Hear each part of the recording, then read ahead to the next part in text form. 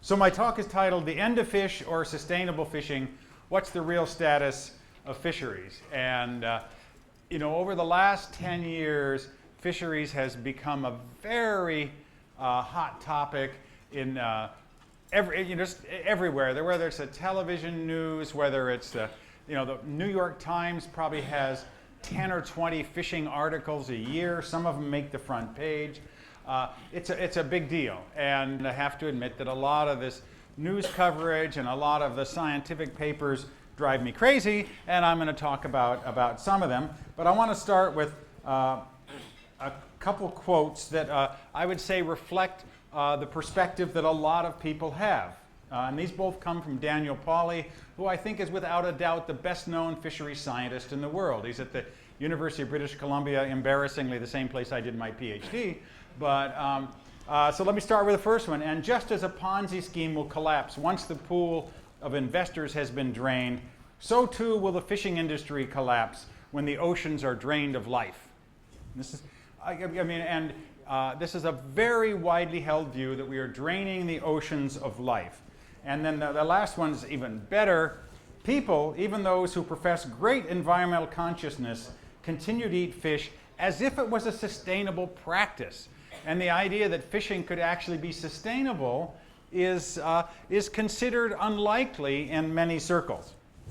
Fishing has been assaulted on really two fronts. One is that it's not sustainable, that you just can't keep going out and taking tuna from the ocean at the rate that we do. Okay? That's what I'd call the sustainability issue. And the other is the environmental impact of fishing, that there is no question that fishing changes the ocean. And as I'll talk about later, a lot of the groups like the Monterey Bay Aquarium have seafood advice. And it's not mostly about the sustainability, it's mostly about the environmental impact. And I want to talk about the environmental impact of fishing and particularly compare it to other forms of food. And I have to admission to make that in the history of gloom and doom, I have to take some credit. In 1993, coming up on almost exactly 20 years ago, I was a co-author on a paper that appeared in Science magazine, which is one of the two big-time places for scientists to publish, where we basically argued, and these were with two of my colleagues from the dreaded University of British Columbia, and we basically argued that fish stocks were inevitably overexploited before effective management was initiated. And I would still argue that that was largely true in the 1990s. The 1990s, fishing fleets really ramped up in the 1960s and 70s and 80s, and fisheries were under great pressure in the 1990s, and in many places, including many places in the US, fisheries were being overexploited. But then the going got really good. In 1998, Daniel Pauly, the first quote, published a paper again in Science magazine entitled "Fishing Down Food Webs." And he's published 5 or 6 papers along these lines before. But the basic idea is that fishing begins with the fish at the top of the food chain, what we call the high trophic level fish. And these are the valuable fish. These are the bluefin tunas and the big-eye tunas. And once those are gone, as they all are, of course, we then move down and we catch the next fish down the food chain. And so this is a graph that he published in 1998, showed the mean trophic level. The trophic level is where on the food chain it is, and showed that it from about 1970 to 1990, it had been declining.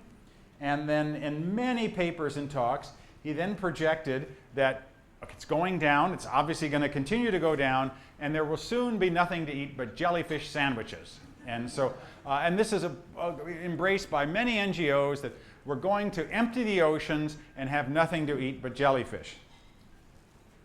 And then things got really exciting. In 2003, there was a paper published in the journal Nature, which is the other #1 journal. This is the British version of the American Science, that was called "Rapid Worldwide Depletion of Predatory Fish Communities" by Ransom Myers and Boris Worm. And they used Japanese longline catch per hook data. And these are some graphs from the temperate Atlantic, the temperate Indian Ocean, temperate Pacific. And they looked at those data and they said, wow, all of those fish were gone by 1980, down to 10 or 20% of what they had been. Now, this is the first fisheries paper I know that made the front page of the New York Times. And it made the front page of the Washington Post. And if you go to aquaria around the world, whether it's Monterey Bay or Las Vegas, you will find repeated over and over again that all of the large fish of the ocean were largely gone by 1980. This was still small time stuff. The big time was in 2006, a paper led with the first author, Boris Worm again, that said that if current trends continue, all fish will be collapsed by 2048. Okay? All fish gone by 2048. So better enjoy it tonight because they're all going to be gone. And this paper got enormous publicity. It not only made the front page of the New York Times, made the front page of the Washington Post. Back in those days, we had 2 daily newspapers in Seattle, and it was on the front page of both of them. It made the BBC Evening Television News. Scientists warned that all fish could be gone by mid-century. And this comment is why I call this the litany of gloom and doom. It's like a religious service. You say, oh my God, we're fishing down food chains. All the large fish of the ocean were gone by 1980, and all fish will be gone by 2048. So I would say that not only the general public, but in fact many people who should know better, including I had a really distressing conversation with the president of the American Fisheries Society. And they believe the following things: that most fisheries are unsustainably managed, that worldwide stocks are declining, and that fishing itself destroys the environment, the marine environment. Okay, when the All Fish Will Be Gone by 2048 paper appeared, a number of us who worked in fisheries that were clearly sustainably managed said, wait a minute, how do you get that? Where does that idea come from? I could name dozens and in fact hundreds of fisheries that are sustainably managed. And I ended up on a national public radio show with Boris Worm, who was the lead author on the paper.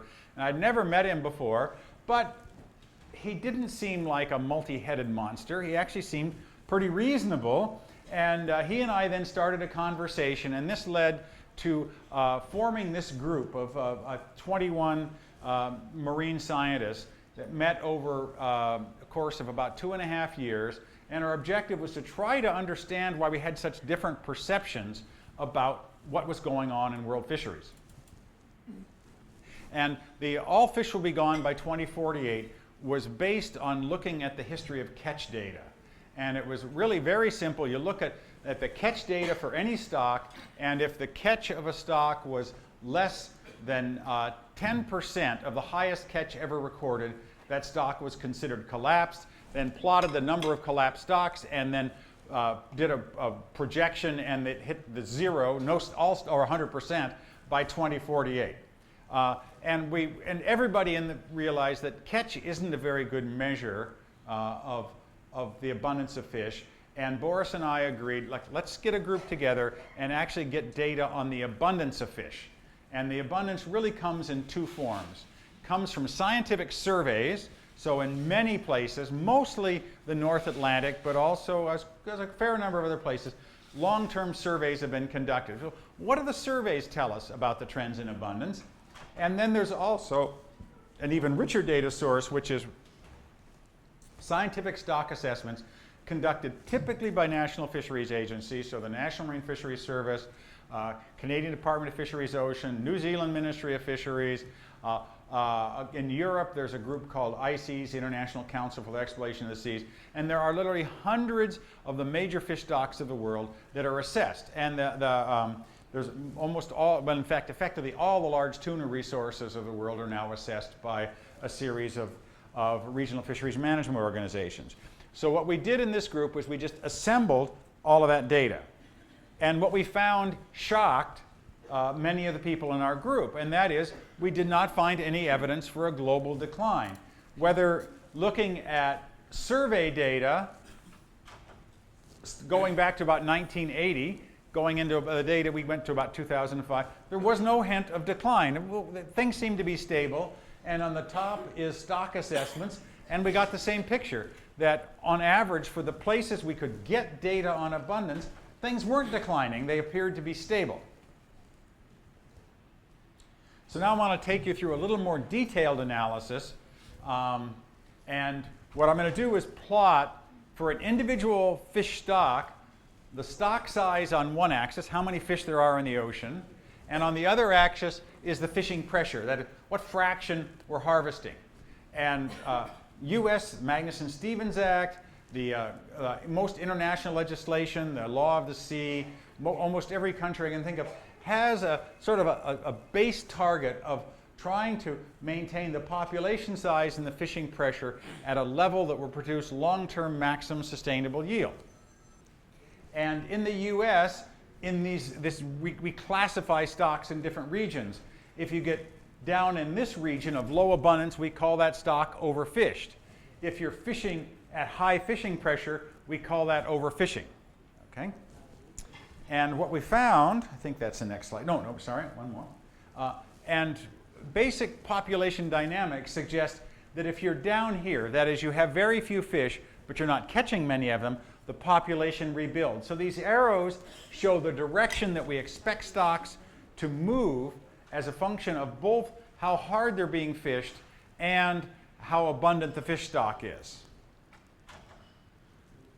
So this is the figure that we published in this group that we started in 2007, published this paper in 2009, and so each of those dots represents one of the major fisheries of the world, or at least a well-documented fishery of the world.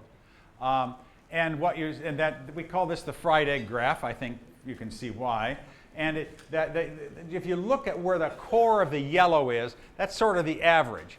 So what we found is something that pleased everybody in our group, because our group consisted of two kinds of people, optimists and pessimists. So Boris was a pessimist. You know, fish stocks are disappearing.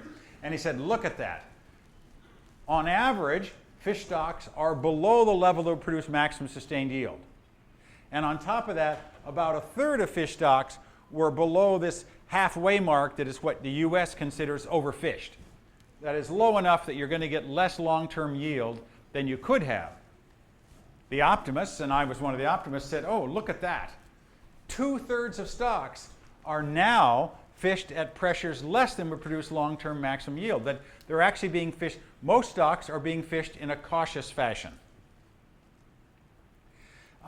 And again, basic ecological theory suggests that anywhere down and left, the stock will be rebuilding if you're in that region. So you see that in fact, almost all stocks will be rebuilding under current fishing pressure. And I've just circled, and there's no question that many of those are shark populations, but there's a good slug of stocks, maybe 10% of the stocks we were looking at, that were still being fished too hard, but most of them weren't. And that, I say, really surprised the members of our group, or some of them. So if we ask the question, where will we end up if current fishing pressure continues? And within the data set we have, almost all stocks will end up bigger than would produce maximum sustained yield. That most stocks are being fished cautiously. In yellow, we have a number of stocks that are being fished harder than would produce maximum sustained yield, but not much harder. They're being sustainably managed in the sense that if you keep fishing them that hard, they'll be around for a long time, or in fact forever, but they won't be producing quite as much as they could. And then there is a small number of stocks that are being fished much too hard. And those are the problems. And if I convey any message, my message would be, we can't talk about world fisheries as if they're all the same. Some fisheries are being well managed, some are being poorly managed. Let's direct our attention to these stocks where we have problems, not say, oh, fisheries management is failing, we need new approaches. So the question is, were the prophets of gloom and doom correct? And so I'll go back to the paper that I helped author. And yeah, for much of the world, the answer was yes. Overexploitation was the norm before management was imposed. But we were wrong on a couple counts, that by the 1990s, several places who had really developed later, particularly Alaska and New Zealand, they didn't have major fisheries in the 18th century, 19th century, first half of the 20th century. These are places where their big fisheries developed in the 1960s, mostly in the 70s and 80s, and they had learned the lessons. They have successfully avoided systematically overexploiting their resources. Fishing down food webs. One of my colleagues, Trevor Branch, took and repeated Daniel Pauly's 1998 paper in 2010. And what he found is that the mean trophic level of the world's catch was not declining as Pauly had projected, remember, down to nothing but jellyfish, but in fact was increasing, and in fact had never declined as much. That, well, I won't have time to go into why that difference, but the mean trophic level of world catch is actually increasing and decreasing. Now, Trevor is not someone to make outrageous claims, but I am. So I will argue that if current trends continue, there will be nothing to eat but bluefin tuna in 20 years. Clearly ridiculous, but no more ridiculous than the idea there will be nothing but jellyfish to eat. The demise of world tuna stocks. Remember, the 2003 paper, front page of the New York Times, said all the tuna were gone by 1980. This is a paper that was published in 2011 in the journal Proceedings of the National Academy of Sciences. That's sort of the number 3 journal in the world. Not Science or Nature, but pretty close. And this is the trend in the total abundance of tuna in the ocean, with and without Western Pacific skipjack, because that's really a big one. But what you see is that there's about half as many tuna in the ocean now as there were in 1950. And that is the level that we usually aim for a target to produce maximum sustained yield. World tuna stocks in general are not overexploited. They're actually doing quite well.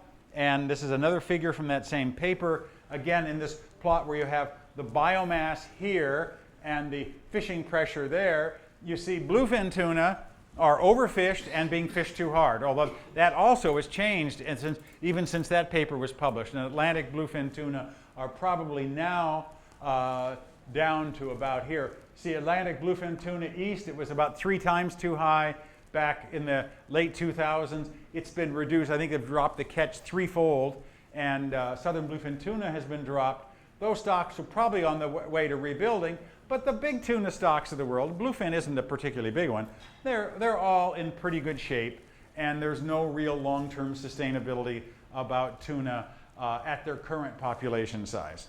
So I don't have those slides here, but if anyone ever seen that show called Mythbusters? Well, there was the idea that all tuna stocks were overexploited and disappeared is definitely a busted myth. The paper that Boris Worm and I and 19 others did really showed that all the fish stocks are not going to be gone by 2048, and in fact Boris has offered to host a seafood banquet on December 31st, 2047, because he's confident there's going to be plenty of fish to serve. And I'm really hoping I'm there. Seems unlikely, but it actually turns out that December 31st, 2047 will be exactly my 100th birthday. And I should say, I would be the happiest guy there if I'm there. Okay, so how have, in the places that we have achieved sustainability, and that includes most developed countries, how have we done that? And we've done it not through new techniques, marine protected areas or catch shares. We've done it through a whole host of traditional tools that have been in the toolkit for decades. Catch limitation, especially limiting total allowable catches, fleet reductions, area closures, gear restrictions. One thing we discovered is that within our group, the group that Boris and I organized, we had some what I'd call true believers. We had a bunch of MPA believers. They said, oh, fisheries management fails, we need marine protected areas. We had other people who were real believers in catch shares, particularly ITQs. And it was very clear that neither of those was either necessary or sufficient. We had lots of fisheries that were well managed, sustainable without either of those tools. And I want to emphasize that that the idea that you can talk about the state of world fisheries, you can't do that because it's totally different. It depends on where you look. And we're dealing with very different situations in different places. Now, our data set is not representative of the whole world. The stocks where we can track abundance are highly selected for rich countries that have big science programs. Europe, North America, nowadays we have Japan, South Africa, Australia, New Zealand, the high seas tuna fisheries, but there's a lot of the world we don't have. The FAO, Food and Agriculture Organization of the United Nations, tracks, to the extent they can, the major fisheries of the world, and they estimate that about 30% of global fish stocks are overexploited. And actually, the paper we did in 2009, they use a measure of overexploited less than the level that would produce maximum sustained yield. So we estimated in the paper we did in 2009 that 2/3 of stocks. So in fact, FAO thinks the world fisheries are actually in better shape on average than fish stocks from the countries where we have abundance. This is some data we just got this year from West Africa. And you know, gloom and doom is real in some places. If you look at these light blue circles, these are the bottom fish of West Africa.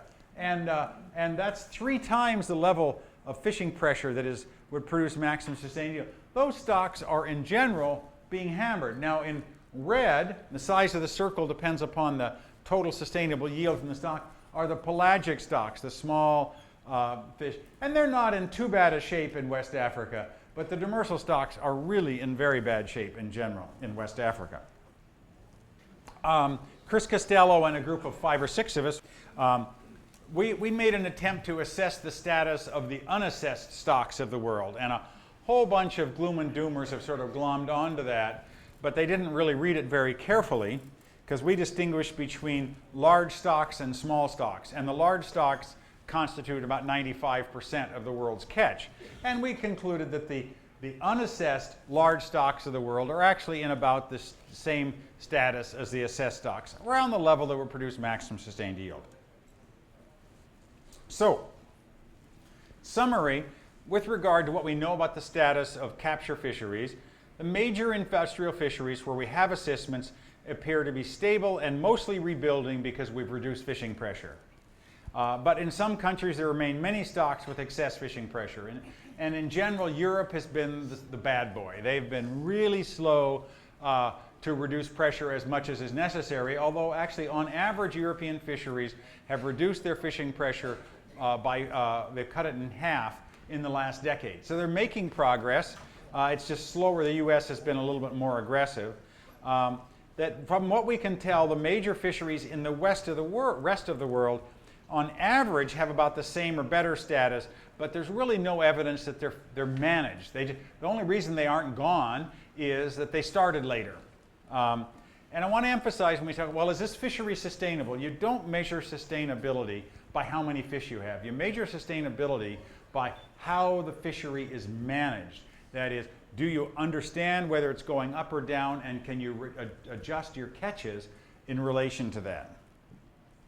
Okay, so what I want to argue is that we can sustainably produce food from the ocean, but what's the environmental cost?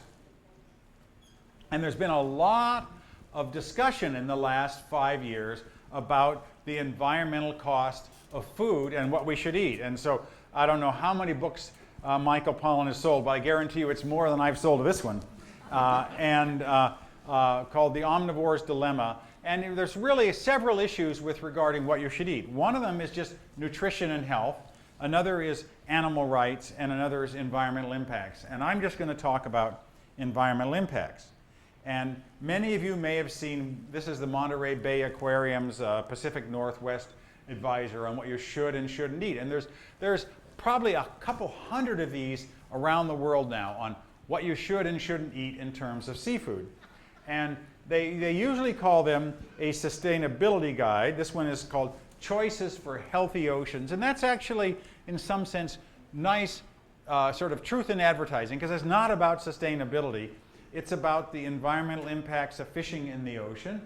And for instance, you will find nothing on this list of best choices that's caught by trawl gear, because the Monterey Bay people believe that trawling destroys the ocean. My venture into this goes back to rodents. And I've still maintained a little bit of interest in work in mammals rather than fish. And one of those has been, I've worked on the population of wildebeest in Serengeti National Park for, since 1976, whatever, that's a big number, almost coming up on 40 years, I guess. And in the January of 2010, I was in Serengeti working on the wildebeest population, and this guy here, his name's Marcus Borner, he was the head of the Frankfurt Zoo's environment program in Africa. I was working with him in in his office, and he showed me the cover. This was a Time magazine, November of 2009, just a month before, and it was a classic story of how all the tuna of the world are gone. And he said, "Ray, I know you know about fish. Should I stop eating sushi?" So I took this as a serious question. I had another drink. So I said, "Well, Marcus, if you didn't eat sushi, what would you eat?" And he took that as a serious question, and I don't know if you know where Serengeti is, it's in western Tanzania. He said, "You see this road right in front of his office, literally the road in front of his office. You go down that road 100 miles, and you get to Olduvai Gorge, where the Leakeys have been doing their research for many years." He says, 3 million years ago, my ancestors came out of the trees in Olduvai Gorge, and they've been working their way up the food chain for 3 million years. And he put his hand on his heart and he said, "I couldn't dishonor them by being a vegetarian." He said, "If I don't eat fish, I'm going to eat beef, chicken, and pork." So I said, "Okay." And I'd never really given any thought to this, but in the last 3 years, I've been essentially collecting data on the environmental impact of eating beef, chicken, and pork, and now a little bit more things, compared to the environmental impact of eating fish, which I think is a very interesting question, and in general, hasn't been answered much. So what do we mean by the environmental impacts? And the environmental basket is quite broad. You can talk about inputs that go into producing food. So it takes energy to produce food, takes water to produce most food, fertilizer, pesticides, antibiotics, and it takes surface area to produce food. And then there are ways of measuring the output. So there's the greenhouse gases.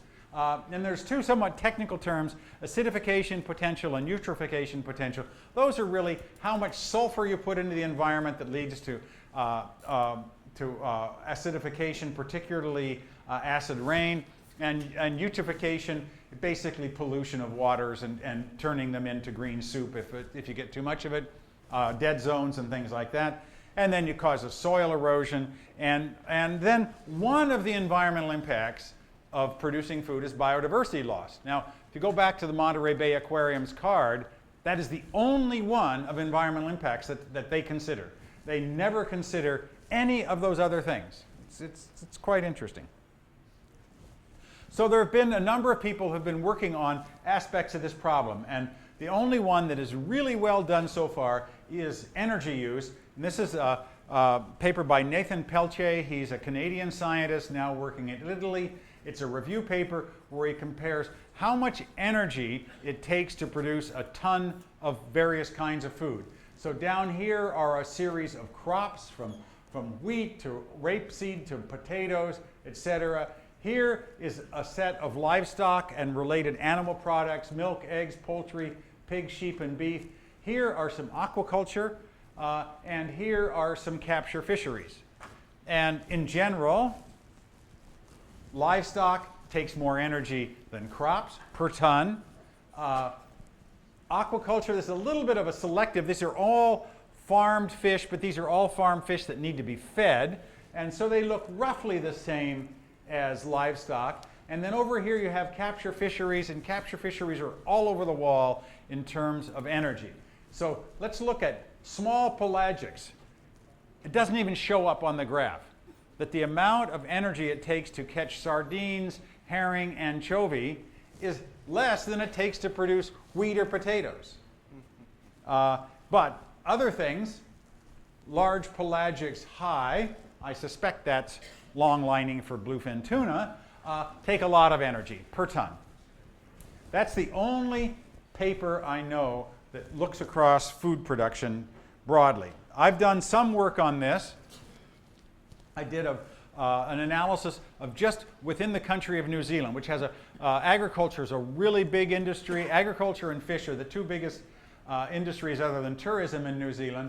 And rather than talking about per ton, it's an abstract concept, and let's just say that a ton of milk has a lot less food energy than a ton of beef or a ton of fish. So I've converted everything to 40 grams of protein, which is about 1 human daily requirement. And let's just look at how much fresh water, there's a lot of concern about fresh water supply in the world. Well, in the New Zealand industry, it takes 171 liters to produce a 40-gram protein of milk. It takes 262 liters to produce a 40-gram protein portion of lamb or beef. Their big four fisheries, squid, hoki, jack mackerel, and southern blue whiting, use no fresh water. So if you think that the biggest environmental crisis of the next 50 years is going to be freshwater shortage, it's pretty easy what you should be eating, right? You should be eating fish. Fertilizer. Now this is my favorite number here. If you have 40 grams of protein in a New Zealand beef or lamb, it has taken 188 grams of fertilizer to produce that. Okay? Milk, much more efficient. Fisheries, none. Pesticides. Again, Rachel Carson, many of you look like you're old enough to remember Silent Spring. Lots of pesticides takes to produce food. New Zealand's one of the best countries in the world. Doesn't take any pesticides to produce fish. Antibiotics, worried about flesh-eating bacteria. Almost all the antibiotics used in North America or in the world go into livestock. Doesn't take any to produce fish. But when you talk about surface area, all of a sudden fisheries look bad. Fisheries don't produce a lot of food per square meter. Livestock does. That's just the way things are.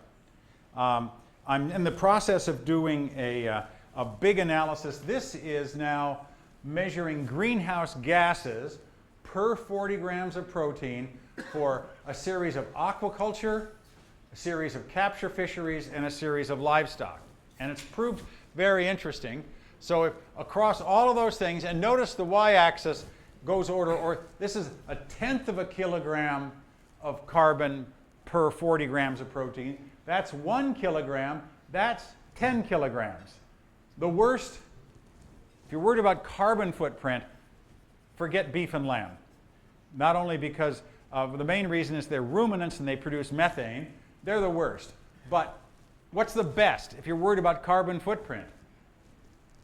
Bivalve aquaculture. That is shellfish, mussels, clams, oysters, and small pelagic fisheries. If you're worried about your carbon footprint, eat sardines, anchovies, herring, and things like that. Okay. Oops, wrong button. Eutrophication. That's how much nitrogen gets put into the environment. Again, you can't beat bivalve culture. It's actually negative. It actually sucks up nutrients. And again, small pelagics really look good. I mean, they're 10 times better than lots of other things. I don't have time to go into the details, but in general, fish come off looking pretty good on these measures. But let's now talk biodiversity impacts, because that's where the concern about fisheries has been. And you've got to step back and just think fundamentally, what's the difference between agriculture and fisheries?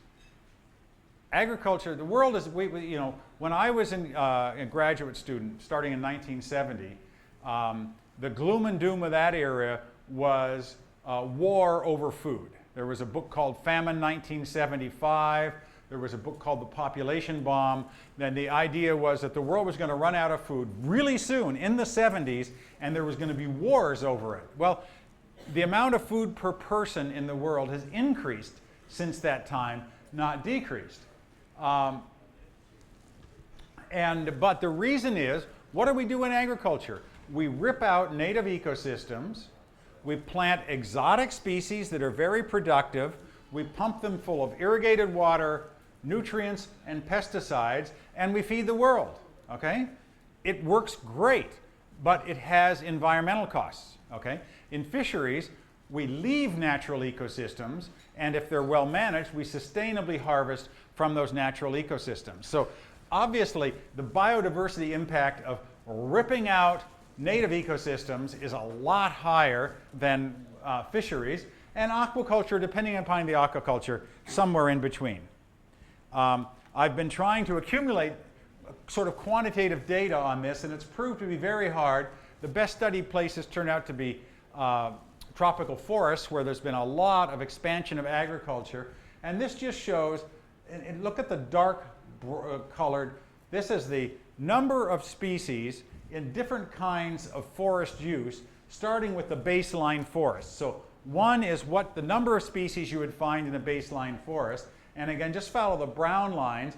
As you go to logged forests, secondary forests, fallow fields, tree plantations, perennial crops, annual crops, you're getting down to about 10 or 15% of the species that would be there in a native forest. Now what you see in white is the total species. Those are what we call agricultural pests. So there's a whole bunch of species in a farm field in a tropical forest, but they aren't the species we think of native biodiversity. They're agricultural pests. Graphs are okay, but I think these pictures will convey the image much better. This is some pictures that some photographers did. They went out to a number of places and they took this little green frame that is 1 cubic meter, and they just collected every species in 1 cubic meter. And this is in a Costa Rican rainforest, and those are all the species they found in a 1 cubic meter rainforest. And I haven't even added them up, but it's 100 and some, and it's everything from birds in the middle to all sorts of insects to all sorts of plants. This is a public park in Cape Town, South Africa. You know, this is a mowed lawn. It's quite a bit less, but still, you know, probably half as many species.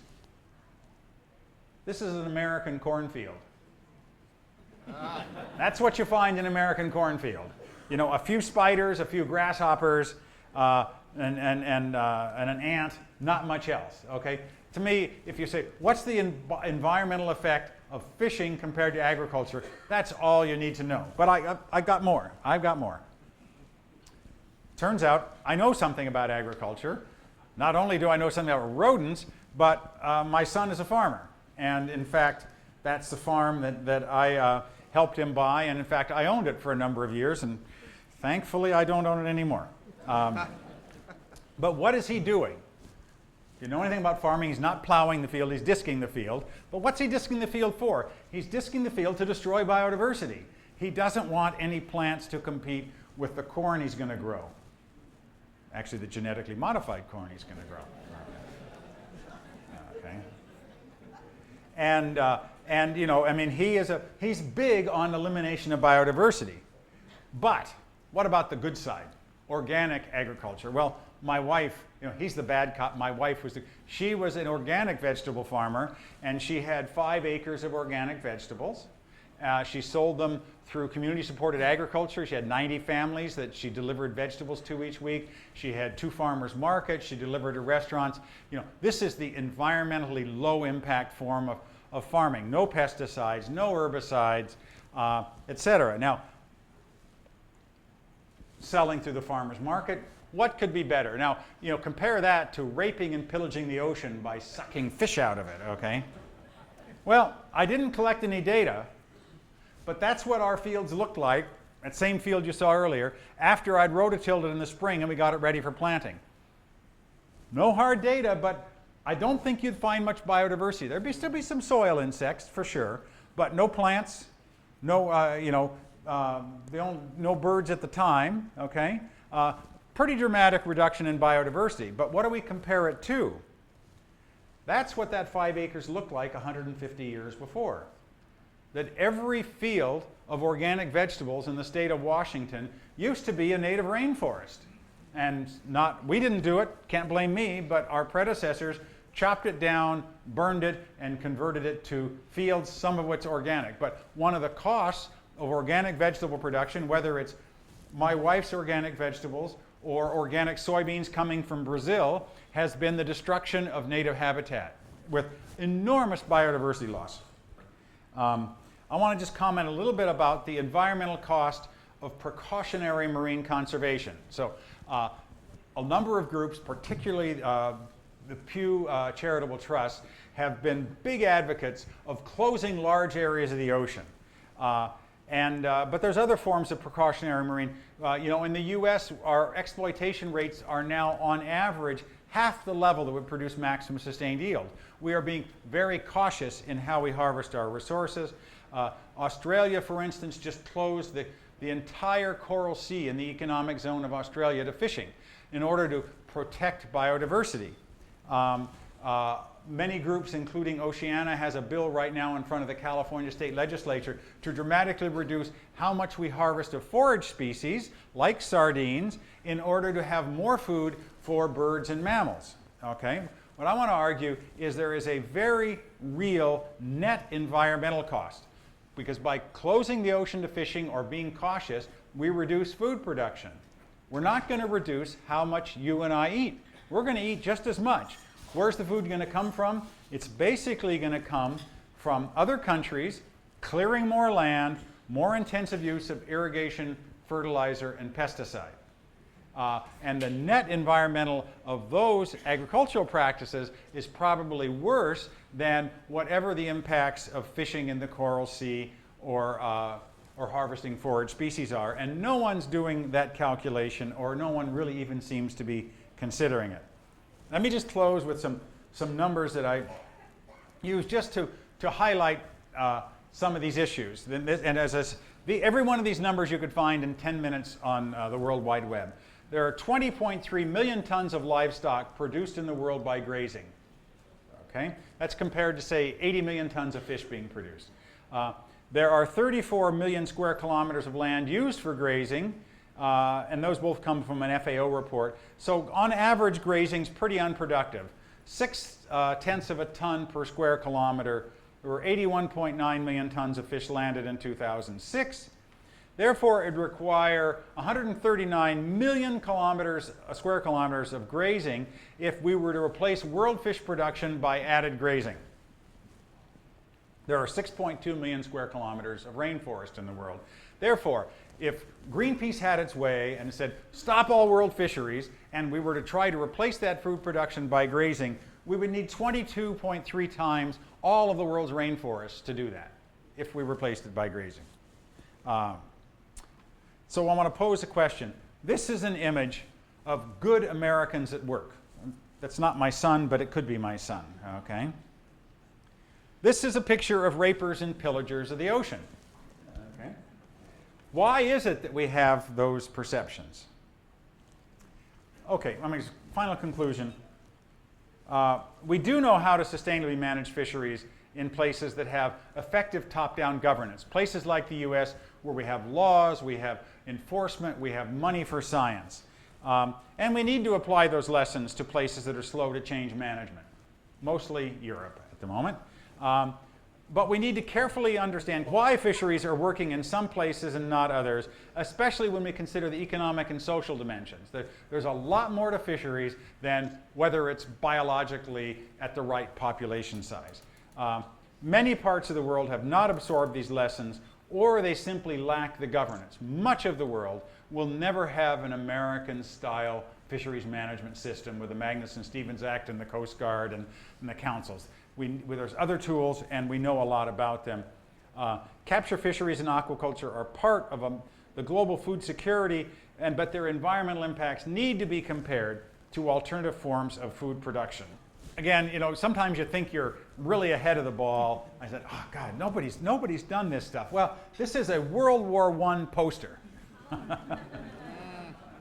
Save the products of the land.